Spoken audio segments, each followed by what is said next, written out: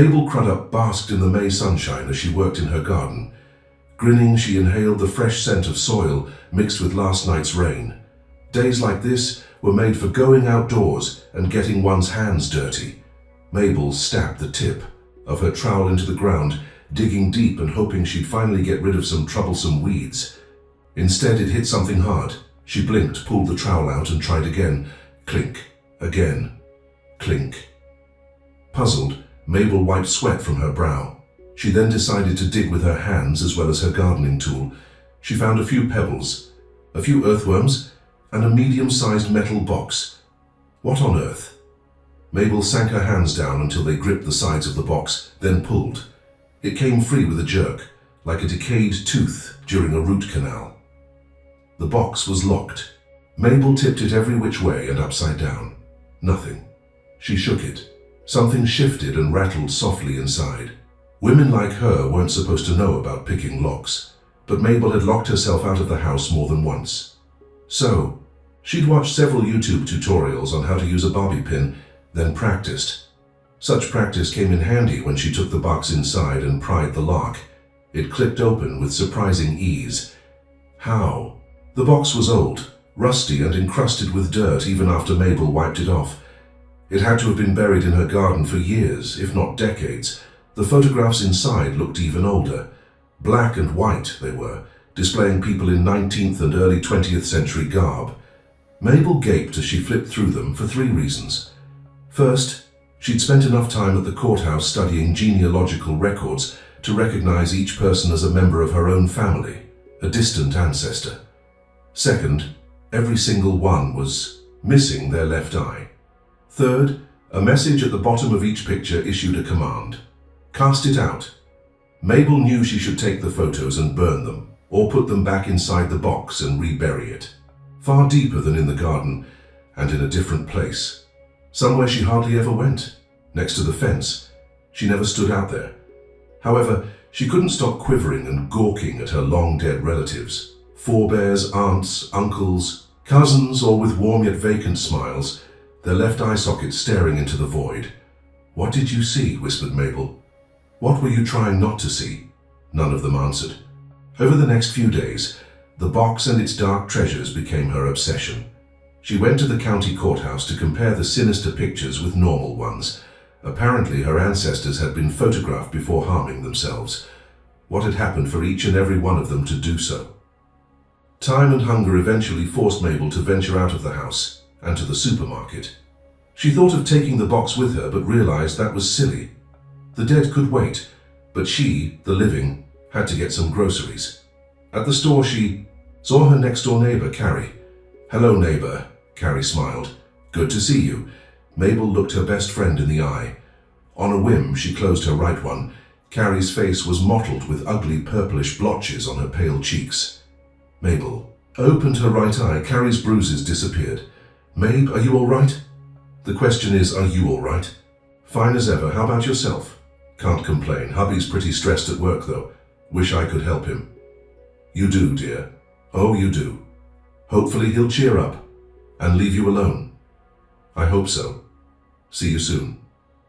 Carrie smiled a wan smile and pushed past Mabel. As startled and dismayed as she was by the result of her experiment, Mabel was curious too. During the next week, she looked at people with new eyes, or more accurately, her new eye. What other things could the left one see, but the right could not? Others' pain, for one. Injuries.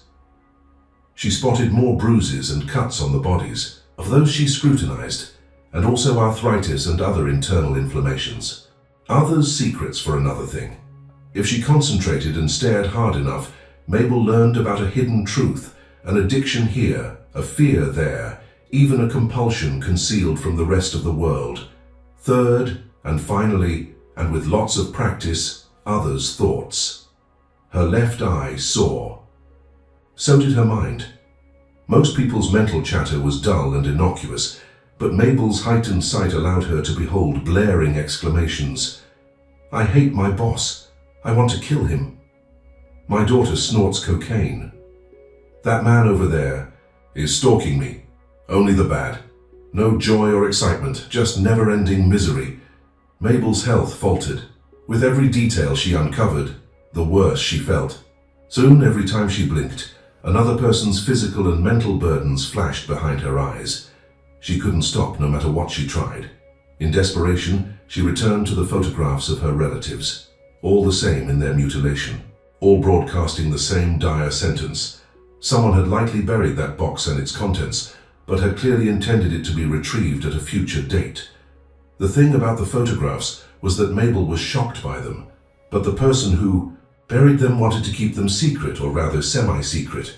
If the originator had wanted to destroy evidence of a scandal or family deformity in the 19th or early 20th century, they could have simply shoved the photos on a coal fire. Who buried them? And why me? Thought Mabel. Why was I the one to dig them up? The curse runs in our blood. Mabel was stunned by this possibility. She had never believed in curses, but with her sanity in the balance, she was willing to believe and try anything once. My ancestors guided me here to this house, she said to the stale air of her bedroom, and to my garden. They wanted me to find the photos so I'd know what to do to stop the endless visions. They want me to follow their lead. The more she thought about it, the more this made sense to her. What didn't? Casting out my left eye, Mabel grumbled. No way in heck. Still, as she continued to deteriorate, the thought of doing just that appealed to her. It didn't have to hurt all that much if it was quick, did it? Mabel. What? She answered herself. Can't you leave me be for a few seconds? There's someone you should talk to, Mary Tillman. My great-grandmother, the last photo, she lost her, removed her left eye too. She knew who started it. Started what? The curse? Not only that, the origin of the curse. Put on. The cameo necklace you inherited from your grandmother. Touch it and Mary will contact you. Now I'm really losing my marbles, said Mabel. You lose nothing if the cameo does nothing, but think of what you might gain. Mabel found her jewelry box and put on the necklace. Nothing happened at first, either physically or mentally, and then a quiet voice spoke in her mind. Hello. Hi. I am Mary Tillman. You are my great-great-granddaughter. You have many questions for me, and I'll answer the first. One now, yes, I buried the pictures. So many in our family line have fallen prey to the same affliction. We brought it upon ourselves, however. You are only now beginning to see the consequences. The terms of our agreement, let me show you.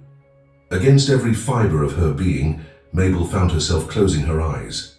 Back and back she traveled. Through a tunnel with a blinding light at the end. Did it lead to heaven, hell, or somewhere in between? Mabel found herself bound and gagged on an overcrowded ship's hull in the middle of the Atlantic.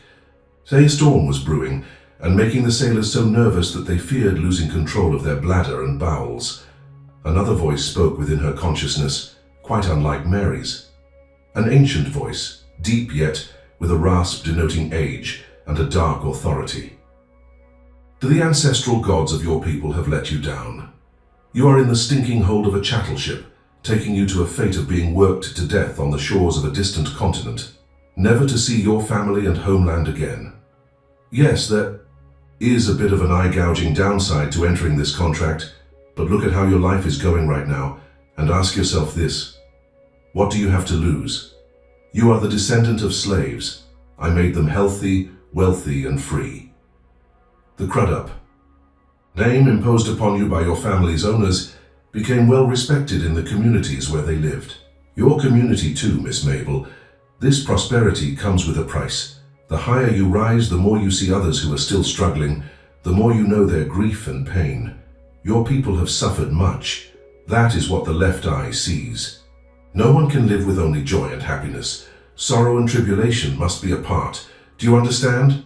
Yes, Mabel cried, but I don't agree. You already have. As you suspected, the curse runs in your blood. Is there no way out besides... No, think of your ancestors in the photographs, the ancestors I helped. The rub of the cameo necklace against her skin jolted her out of her reverie. Was it possible to live without seeing other people's trials, as it was possible to live without one's left eye? Mabel Crudup decided to find out. She found her gardening, trailed and used it for its unintended purpose. Hot blood sprayed out of her eye socket, drenching Mabel and the mirror in front of her. The remains of her left eye, strands of jelly, oozed down her cheek. No more pain. No more agony over others. Troubles. No more sleepless nights. Yet just like her dearly departed in the photographs, she couldn't stop smiling.